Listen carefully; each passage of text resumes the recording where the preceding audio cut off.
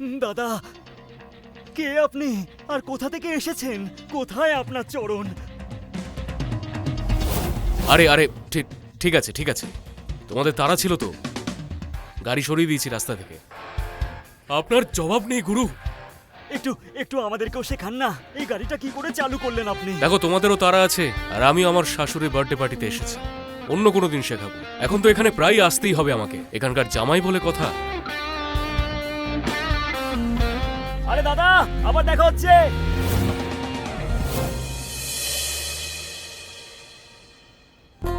কি ব্যাপার, মুহূর্তের মধ্যে তো মন জয় করলে দেখছি। নিজের এই রূপটা তো আগে দেখাওনি তুমি আমায়। এবার সত্যি করে বলো তো, তুমি এত স্মার্ট, ক্লাসি, এত সর্টেড, ভিখিরি হলে কি করে? ব্যাপারটা কি গুরু, সত্যি করে বলো। না জিয়া, আসলে আমি কিছু বলতে চাই তোমাকে। এবার বুঝতে পারলে আশামা, এটা কে? এ হলো প্রফেশনাল চোর, গাড়ি চুরি করে। ব্যাস, আর একটাও বাজে কথা কিন্তু শুনতে চাই না আমি ওর বিরুদ্ধে। তোমার ওকে থ্যাংক ইউ বলা উচিত, উল্টো তুমি ওকে কথা শোনাচ্ছ। ক্ষমা চাও ওর কাছে। জিয়া, দেখো জয়রাজ একদম ঠিক বলছে। আরে এই দক্ষতা একজন কার চোরেরই থাকতে পারে। আর একটা কথা, এটা কখনো ভুলো না, হিরোর সঙ্গে যে বন্ধুরা থাকে তারা সব হিরোইনই হয়, আর ভিখারির সঙ্গে যে বন্ধুরা থাকে তাদের সবাই ভিখারিনী বলে। আর চোরের যারা বন্ধু হয় তারাও সবাই চোরই হয়। চোরের সঙ্গে থাকলে লোকে চোরই বলবে, আর ওর সঙ্গে যদি থাকো না তাহলে তোমার সম্মান বাজারে ধুলোয় লুটো পুট্টি যাবে। ব্যাস জয়রাজ, অনেক হয়েছে। জিয়ার ব্যাপারে আর কিছু বললে শুধু তোমাকে নয়, তোমার এই অহংকারকে মাটিতে মিশিয়ে দেব সবার সামনে। কেন এখন খারাপ লাগছে তো?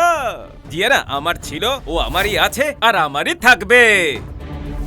জিয়া কখনোই তোমার ছিল না, ওর চোখ দেখলে বোঝা যায়। আর হ্যাঁ, জিয়াকে যদি কেউ ছোঁয় বা খারাপ নজরে দেখে, তাহলে ওর জীবনের চ্যাপ্টার এমন ভাবে শেষ করে দেব যেন ওর অস্তিত্ব কোনোদিন কোথাও ছিলই না।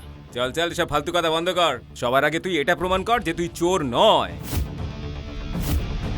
তুমি তো না জেনেই এক চোরকে ভালোবেসে ফেলেছো, আর এখন তোমার সবাইকে বলতে গিয়ে লজ্জা লাগছে।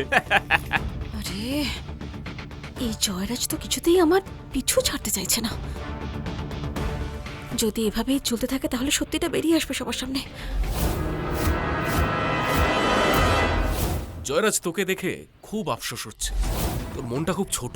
তোর কি মনে হয় মানুষ চেহারা দিয়ে বড় লোক গরিব হয়? আরে সব গরিব লোকেরাই না এই কথাটাই বলে যে ওর মন খুব বড়। এই বড় লোকে কি ধুয়ে জল খাবে নাকি জিয়া তুমি? যখন তোমার থেকে তোমার ওই বন্ধক রাখা বাংলোটা বাজেয়াপ্ত করে নেওয়া হবে,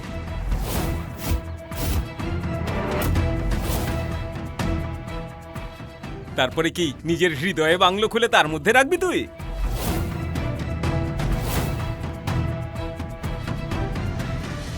মম, ও কি বলছে এটা? ঠিকই তো বলছি আমি।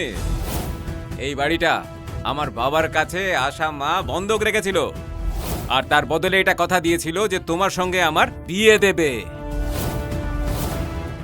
হ্যাঁ, মানে যেটা হয়েছিল আর কি, তোর ছোটবেলা থেকে আমাদের ওই বাড়িটা বন্ধক রাখা ছিল, কারণ তোর বাবার হাসপাতালের খরচ দেওয়ার মতো আমাদের কাছে টাকা ছিল না।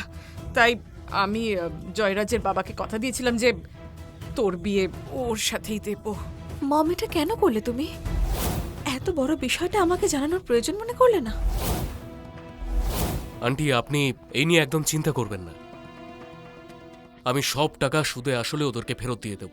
না না না, তোমার ওই চুরির টাকা আমার কোনো প্রয়োজন নেই। ব্যাস মম, দেখো ঈশান, থ্যাংক ইউ। আমার জন্য তুমি অনেক করেছো অলরেডি, কিন্তু এটা আমার পরিবারের বিষয়। তোমার টেনশন নেওয়ার কোনো প্রয়োজন নেই, ওকে? আর ডোন্ট ওয়ারি, তোমার টাকা আমি তোমাকে দিয়ে দেবো। হ্যালো শার্লি, আমি যে গিফটগুলো বলেছিলাম সেগুলো কোথায়? আরে গিফট কি আসবে, যেই রিক্সাতে এসছিস না তাতেই করে বরং ফিরে যা মানে মানে করে। ও আরো একটা কথা, ফ্যাক্টরি থেকে প্রত্যেকটা রঙের গাড়ি এখানে পাঠাও, ওকে?